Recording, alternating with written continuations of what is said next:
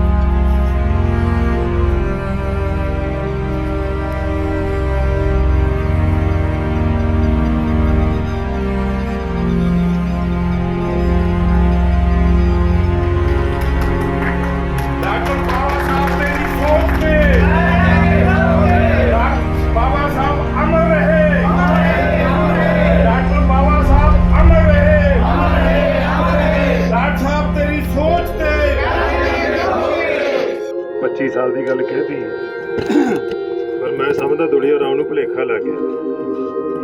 ਆਪਾਂ ਤਾਂ ਸਨ 82 ਚ ਇਕੱਠੇ ਹੋ ਗਏ 40 ਸਾਲ ਹੋ ਗਏ। ਅਸੀਂ ਅਸਲ ਦੇ ਵਿੱਚ ਜਥੇਦਾਰ ਗੁਰਬਚਨ ਸਿੰਘ ਲਖਮੀਰ ਵਾਲਾ ਦੇ ਸਾਰੇ ਚੇਲੇ ਸੀ। ਇਹ ਵੀ ਉੱਥੇ ਹੁੰਦਾ, ਮੈਂ ਵੀ ਉੱਥੇ ਹੁੰਦਾ। ਸੋ ਸਾਰੇ ਜਿਹੜੇ ਨੇ ਪਹਿਲਾਂ ਨਾਂ ਲਏ ਨੇ, ਸੋ ਸਾਰੇ ਇੱਥੇ ਕੈਸੇ ਆਗੂ ਹੋਏ ਤੇ ਜਥੇਦਾਰ ਗੁਰਬਚਨ ਸਿੰਘ ਲਖਮੀਰ ਵਾਲਾ ਜਿੰਨਾ ਵਰਗਾ ਆਗੂ ਹੋਣਾ ਹੀ ਬਹੁਤ ਮੁਸ਼ਕਿਲ ਹੈ। ਸੋ ਅਸੀਂ ਸਾਰਿਆਂ ਨੇ ਉਹਨਾਂ ਦੀ ਅਗਵਾਈ ਦੇ ਵਿੱਚ ਕੰਮ ਕੀਤਾ ਅਤੇ ਇੱਥੇ ਦੇ ਪ੍ਰਧਾਨ ਜਨਰਲ ਸਕੱਤਰ ਰੋਵਿਨ ਜੀ ਅਤੇ ਹੋਰ ਇੱਥੇ ਸ਼ਹਿਰ ਦੇ ਵਿੱਚੋਂ ਸਾਰੇ MC ਖੜ੍ਹੇ ਨੇ, ਪ੍ਰਧਾਨ ਸਾਹਿਬ ਖੜ੍ਹੇ ਨੇ, ਆਮ ਆਦਮੀ ਪਾਰਟੀ ਦੇ ਆਗੂ ਸਾਹਿਬਾਨ ਖੜ੍ਹੇ ਆ, ਟਰੱਕ ਯੂਨੀਅਨ ਦੇ ਪ੍ਰਧਾਨ, ਹੋਰ ਸਾਰੇ ਅਹੁਦੇਦਾਰ ਨੇ। ਮੈਂ ਇਕੱਲੇ ਦਾ ਨਾਂ ਦੇ ਵਿੱਚ ਨਹੀਂ ਪੈਣਾ ਚਾਹੁੰਦਾ। ਆ ਟਰੱਕ ਮਾਰਕੀਟ ਦੇ ਵੀ ਸਾਡੇ ਆਗੂ ਸਾਹਿਬਾਨ ਖੜ੍ਹੇ ਨੇ। ਸੋ ਸਾਰੇ ਜਿੰਨੇ ਆਗੂ ਸਾਹਿਬਾਨ ਖੜ੍ਹੇ ਨੇ, ਮੈਂ ਸਾਰਿਆਂ ਦੇ ਸਮੂਹਿਕ ਰੂਪ ਦੇ ਵਿੱਚ ਇਹਨਾਂ ਆਗੂ ਸਾਹਿਬਾਨ ਦਾ ਇੱਥੇ ਆਪਾਂ ਸਾਰੇ ਇਕੱਠੇ ਹੋਏ ਹਾਂ। ਸੋ ਅੱਜ ਸਭ ਤੋਂ ਪਹਿਲਾਂ ਮੈਂ ਬਾਬਾ ਸਾਹਿਬ ਭੀਮ ਰਾਓ ਅੰਬੇਡਕਰ ਜੀ ਉਹਨਾਂ ਦੇ 131ਵੇਂ ਜਨਮ ਦਿਵਸ ਦੀ ਤੁਹਾਨੂੰ ਸਾਰਿਆਂ ਨੂੰ ਲੱਖ ਲੱਖ ਵਧਾਈ ਦਿੰਦਾ। ਠੀਕ ਕਿਹਾ ਸੀ ਕਿ ਅੱਜ ਬਾਬਾ ਸਾਹਿਬ ਭੀਮ ਰਾਓ ਅੰਬੇਡਕਰ ਜੀ ਦੀ ਹੀ ਦੇਣ ਹੈ ਕਿ ਅੱਜ ਆਪਾਂ ਸਾਰੇ ਇਕੱਠੇ ਬੈਠੇ ਹਾਂ। ਕੋਈ ਸਮਾਂ ਸੀ ਜਦੋਂ ਬਾਬਾ ਸਾਹਿਬ ਪੜ੍ਹਾਈ ਕਰਦੇ ਸੀ ਤਾਂ ਉਸ ਸਮੇਂ ਪੜ੍ਹਾਈ ਦੇ ਦੌਰਾਨ ਉਹਨਾਂ ਨੂੰ ਕੈਂਟੀਨ ਦੇ ਉੱਤੋਂ ਸਮੋਸੇ ਖਾਣ ਤੋਂ ਮਨ੍ਹਾ ਕਰ ਦਿੱਤਾ ਗਿਆ ਸੀ ਕਿ ਤੁਸੀਂ ਇੱਥੇ ਸਮੋਸੇ ਨਹੀਂ ਖਾ ਸਕਦੇ। ਕਿੱਡੀ ਵੱਡੀ ਬੇਇਨਸਾਫੀ ਹੋਈ ਸੀ। ਪਰ ਉਹਨਾਂ ਨੇ ਉਸੇ ਦਿਨ ਹੀ ਸੋਚ ਲਿਆ ਸੀ ਕਿ ਮੈਂ ਕੁਝ ਕਰਕੇ ਦਿਖਾਉਣਾ ਤੇ ਮੈਂ ਇਸ ਭੇਦਭਾਵ ਨੂੰ ਮਿਟਾਉਣਾ। ਤੇ ਦੇਖੋ, ਦ੍ਰਿੜ ਇਰਾਦਾ ਕਿਸੇ ਵੀ ਗੱਲ ਨੂੰ ਤੁਸੀਂ ਲੈ ਕੇ ਕਰ ਲਓ ਤਾਂ ਉਹ 'ਚ ਸਫਲਤਾ ਜ਼ਰੂਰ ਮਿਲਦੀ ਹੈ। ਬਾਬਾ ਸਾਹਿਬ ਨੇ ਇਹ ਦ੍ਰਿੜ ਇਰਾਦਾ ਕੀਤਾ ਕਿ ਮੈਂ ਇਸ ਭੇਦਭਾਵ ਨੂੰ ਮਿਟਾ ਦੇਣਾ ਤੇ ਉਹਨਾਂ ਨੂੰ ਕਿੱਡਾ ਵੱਡਾ ਮਾਣ ਹਾਸਲ ਹੋਇਆ। ਜਦੋਂ ਕੋਈ ਦੇਸ਼ ਆਜ਼ਾਦ ਹੁੰਦਾ ਤਾਂ ਸਭ ਤੋਂ ਵੱਡੀ ਚੁਣੌਤੀ ਇਹ ਹੁੰਦੀ ਹੈ ਕਿ ਦੇਸ਼ ਦਾ ਸੰਵਿਧਾਨ ਕੌਣ ਬਣਾਵੇ, ਕਿਉਂਕਿ ਦੇਸ਼ ਦਾ ਸੰਵਿਧਾਨ ਬਣਾਉਣ ਦੇ ਲਈ ਸਾਰੇ ਸੂਬਿਆਂ ਦਾ, ਸਾਰੀਆਂ ਜਾਤਾਂ ਦਾ, ਸਾਰੀਆਂ ਭਾਸ਼ਾਵਾਂ ਦਾ, ਹਰ ਇੱਕ ਚੀਜ਼ ਦਾ ਖਿਆਲ ਰੱਖਣਾ ਪੈਂਦਾ। ਸਾਰੀ ਭੂਗੋਲਿਕ ਸਥਿਤੀ ਦਾ ਖਿਆਲ ਰੱਖਣਾ ਪੈਂਦਾ ਕਿ ਕਿੱਥੇ ਕਿਹੜਾ ਕਾਨੂੰਨ ਲਾਗੂ ਕੀਤਾ ਜਾ ਸਕਦਾ ਹੈ, ਕਿੱਥੇ ਕਿਹੜਾ ਸੰਵਿਧਾਨ ਲਾਗੂ ਕੀਤਾ ਜਾ ਸਕਦਾ ਹੈ। ਸੋ ਮੇਰਾ ਕਹਿਣ ਤੋਂ ਭਾਵ ਕਿ ਸਭ ਤੋਂ ਜੇ ਔਖਾ ਕੰਮ ਹੁੰਦਾ ਉਹ ਸੰਵਿਧਾਨ ਬਣਾਉਣਾ ਹੁੰਦਾ। ਤੇ ਜਦੋਂ ਦੇਸ਼ ਦੇ ਹੁਕਮਰਾਨਾਂ ਦੀ ਨਜ਼ਰ ਸੰਵਿਧਾਨ ਬਣਾਉਣ ਦੇ ਲਈ ਗਈ ਤਾਂ ਉਹਨਾਂ ਦੀ ਨਜ਼ਰ ਕਿੱਥੇ ਜਾ ਕੇ ਅਟਕੀ? ਬਾਬਾ ਸਾਹਿਬ ਭੀਮ ਰਾਓ ਅੰਬੇਡਕਰ। ਉਹਨਾਂ ਨੂੰ ਇਹ ਜ਼ਿੰਮੇਵਾਰੀ ਦਿੱਤੀ ਗਈ ਤੇ ਦੁਨੀਆ ਦਾ ਸਭ ਤੋਂ ਵੱਡਾ ਡੈਮੋਕ੍ਰੈਟਿਕ ਜੇ ਕੰਟਰੀ ਹੈ ਤਾਂ ਉਹ ਹਿੰਦੁਸਤਾਨ। ਐਡੇ ਵੱਡੇ ਮੁਲਕ ਦਾ ਸੰਵਿਧਾਨ ਬਣਾਉਣਾ ਇਹ ਕੋਈ ਹਾਸੀ ਖੇਡ ਨਹੀਂ ਸੀ ਤੇ ਬਾਬਾ ਸਾਹਿਬ ਨੇ ਇਹ ਜ਼ਿੰਮੇਵਾਰੀ ਨਿਭਾਈ। ਅਤੇ ਅੱਜ ਤੱਕ ਪੂਰੀ ਦੁਨੀਆ ਵਾਲੇ ਦੇਸ਼ ਆਪਣੇ ਤੋਂ ਵਿਕਸਿਤ ਵੀ ਨੇ, ਵੱਡੇ ਦੇਸ਼ ਵੀ ਨੇ, ਪਰ ਪੂਰੀ ਦੁਨੀਆ ਇਹ ਲੋਹਾ ਮੰਨਦੀ ਹੈ ਕਿ ਜੋ ਭਾਰਤ ਦਾ ਸੰਵਿਧਾਨ ਹੈ ਉਹ ਕਿਸੇ ਦੂਜੇ ਦੇਸ਼ ਦਾ ਸੰਵਿਧਾਨ ਨਹੀਂ ਹੈ। बाबा साहब तेरी सोच पे सोच पे अमर रहे अमर रहे। ਸੋ ਬਾਬਾ ਸਾਹਿਬ ਨੇ ਸਾਨੂੰ ਰਸਤਾ ਦਿਖਾਇਆ, ਇਹ ਸੰਵਿਧਾਨ ਦਿੱਤਾ। ਅੱਜ ਉਸ ਸੰਵਿਧਾਨ ਦੇ ਤਹਿਤ ਪੂਰਾ ਦੇਸ਼ ਚੱਲ ਰਿਹਾ ਤੇ ਫਖਰ ਮਹਿਸੂਸ ਕਰ ਰਿਹਾ। ਸੋ ਬਾਬਾ ਸਾਹਿਬ ਦਾ ਜਨਮ ਦਿਨ ਹਮੇਸ਼ਾ ਤੁਸੀਂ ਸ਼ਰਧਾ ਤੇ ਉਤਸ਼ਾਹ ਦੇ ਨਾਲ ਮਨਾਉਂਦੇ ਹੋ, ਤੇ ਸਾਨੂੰ ਵੀ ਕਰੀਬ ਹਰ ਸਾਲ ਕਿਸੇ ਨਾ ਕਿਸੇ ਸਟੇਸ਼ਨ ਦੇ ਕਦੇ ਲਹਿਰੇ ਇਕੱਠੇ ਹੁੰਦੇ ਆ, ਕਦੇ ਸੁਨਾਮ ਇਕੱਠੇ ਹੁੰਦੇ ਆ। ਹਮੇਸ਼ਾ ਸਾਨੂੰ ਉੱਥੇ ਜਾਣ ਦਾ ਮੌਕਾ ਮਿਲਦਾ ਹੈ ਤੇ ਹਰ ਸਮੇਂ ਬਾਬਾ ਸਾਹਿਬ ਦੇ ਦਰਸ਼ਨ ਕਰਕੇ, ਇੱਥੇ ਫੁੱਲ ਮਾਲਾ ਅਰਪਿਤ ਕਰਕੇ ਇੱਕ ਨਵੀਂ ਊਰਜਾ ਮਿਲਦੀ ਹੈ, ਇੱਕ ਨਵੀਂ ਭਾਵਨਾ ਪੈਦਾ ਹੁੰਦੀ ਹੈ ਕਿ ਜੋ ਬਾਬਾ ਸਾਹਿਬ ਨੇ ਦੇਸ਼ ਦੇ ਲਈ ਕੀਤਾ ਹੈ, ਉਹ ਦੇਸ਼ ਦੇ ਲਈ ਕੋਈ ਅੱਜ ਤੱਕ ਕਰ ਨਹੀਂ ਸਕਿਆ।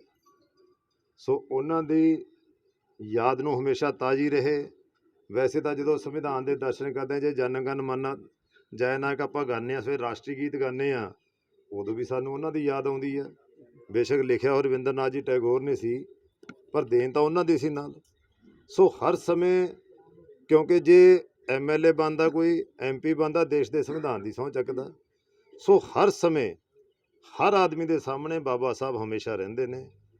ਸੋ ਉਹਨਾਂ ਦੀ ਯਾਦ ਦੇ ਵਿੱਚ ਆ ਪਾਰਕ ਬਣਿਆ। ਬੇਸ਼ੱਕ ਕਈ ਸੰਘਰਸ਼ ਕਰਨੇ ਪਏ ਨੇ, ਜਿਵੇਂ ਮੈਨੂੰ ਦੱਸਿਆ ਗਿਆ, ਪਰ ਸੰਘਰਸ਼ਾਂ ਦੇ ਵਿੱਚ ਹੀ ਬਹੁਤ ਕੁਝ ਨਿਕਲਦਾ। ਜੇ ਬਾਬਾ ਸਾਹਿਬ ਨੇ ਸੰਘਰਸ਼ ਕੀਤਾ ਦੀ ਤਾਂ ਅੱਜ ਆਪਾਂ ਸਾਰੇ ਯਾਦ ਕਰਦੇ ਹਾਂ। ਸੋ ਆ ਜਿਹੜੇ ਸਾਡੇ ਆਗੂ ਸਾਹਿਬਾਨ ਕਹਿ ਰਹੇ ਸੀ ਮੈਨੂੰ ਕਿ ਬੜਾ ਸੰਘਰਸ਼ ਕੀਤਾ, ਇਹ ਵਧੀਆ ਗੱਲ ਹੈ। ਸੰਘਰਸ਼ਾਂ ਤੋਂ ਨਹੀਂ ਕਦੀ ਡਰਨ ਦੀ ਲੋੜ, ਸੰਘਰਸ਼ਾਂ ਦੇ ਵਿੱਚੋਂ ਹੀ ਨਿਕਲਿਆ। ਸੋ ਇਹ ਸੰਘਰਸ਼ ਦੇ ਵਿੱਚ ਇਹ ਪਾਰਕ ਬਣਿਆ। ਹੁਣ ਮੈਨੂੰ ਗੱਲ ਕਹੀ ਗਈ ਆ ਕਿ ਇੱਥੇ ਹਮੇਸ਼ਾ ਤੁਸੀਂ ਕੈਂਪ ਵਗੈਰਾ ਵੀ ਲਾਉਣੇ ਹੋ, ਇੱਥੇ ਦਫ਼ਤਰ ਦੀ ਲੋੜ ਆ। ਬਿਲਕੁਲ ਸਹੀ ਜ਼ਰੂਰਤ ਆ, ਕਿਉਂਕਿ ਦਫ਼ਤਰ ਇੱਥੇ ਬੈਠ ਕੇ ਜਦੋਂ ਤੁਸੀਂ ਚਲਾਓਗੇ ਤਾਂ ਬਾਬਾ ਸਾਹਿਬ ਦੀਆਂ ਜੀਵਨ ਦੇ ਪ੍ਰਤੀ ਜੋ ਉਹਨਾਂ ਦੀ ਦੇਣ ਹੈ, ਕੋਈ ਕਿਤਾਬਾਂ ਦੇ ਰੂਪ ਦੇ ਵਿੱਚ, ਕਿਸੇ ਹੋਰ ਰੂਪ ਦੇ ਵਿੱਚ, ਉਹ ਤੁਸੀਂ ਹੋਰ ਲੋਕਾਂ ਦੇ ਸਾਹਮਣੇ ਪਹੁੰਚਾ ਸਕੋਗੇ। ਸੋ ਆਪਣੀ ਸਰਕਾਰ, ਤੁਹਾਨੂੰ ਸਾਰਿਆਂ ਨੂੰ ਪਤਾ, ਸਰਕਾਰ ਹਲੇ ਆਪਣੀ ਬਣੀ ਆ। ਸਰਕਾਰ ਸੈੱਟ ਹੋਣ 'ਤੇ ਸਮਾਂ ਵੀ ਲੱਗਣਾ, ਪਰ ਮੈਂ ਤੁਹਾਨੂੰ ਯਕੀਨ ਦਿਵਾਉਣਾ ਕਿ ਇੱਥੇ ਜੋ ਦਫ਼ਤਰ ਤੁਸੀਂ ਸਥਾਪਿਤ ਕਰਨਾ ਚਾਹੁੰਦੇ ਹੋ, ਮੈਂ ਇਸ ਦੇ ਵਿੱਚ ਪੂਰੀ ਤੁਹਾਡੀ ਮਦਦ ਕਰੂੰਗਾ। ਮੈਂ ਇਸ ਚੀਜ਼ ਦਾ ਤੁਹਾਨੂੰ ਯਕੀਨ ਦਿਵਾਉਂਦਾ।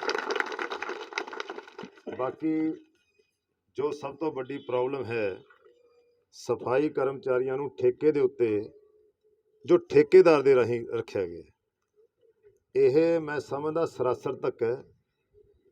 ਕਿਉਂਕਿ ਠੇਕੇਦਾਰ ਜਦੋਂ ਰੱਖਦਾ, ਕਿਉਂ ਮੈਨੂੰ ਇਹਦੇ ਵਿੱਚ ਬੜਾ ਡੀਪਲੀ ਪਤਾ ਹੈ, ਡੂੰਘਾਈ ਤੱਕ ਮੈਨੂੰ ਪਤਾ ਕਿ ਕੀ ਕੁਛ ਹੋ ਰਿਹਾ। ਮੈਂ ਇਕੱਲੀ ਗੱਲ ਜਾਣਦਾ, ਕਿਉਂਕਿ ਮੈਂ ਤੁਹਾਡੇ 'ਚੋਂ ਹਾਂ। ਮੈਂ ਕੋਈ ਉੱਪਰਲਾ ਲੀਡਰ ਨਹੀਂ, ਕੋਈ ਬਾਹਰੀ ਲੀਡਰ ਨਹੀਂ ਹੈ। ਮੈਨੂੰ ਇਕੱਲੀ ਗੱਲ ਦਾ ਪਤਾ ਵੀ ਕਿਵੇਂ ਠੇਕੇਦਾਰ ਸ਼ੋਸ਼ਣ ਕਰਦੇ ਨੇ। ਇਕੱਲੇ ਸਫਾਈ ਕਰਮਚਾਰੀਆਂ ਦਾ ਨਹੀਂ। ਹੁਣ ਜੋ ਸਫਾਈ ਕਰਮਚਾਰੀਆਂ ਦੀ ਗੱਲ ਹੈ, ਠੇਕੇਦਾਰ ਨੇ ਭਰਤੀ ਕਰਤੇ।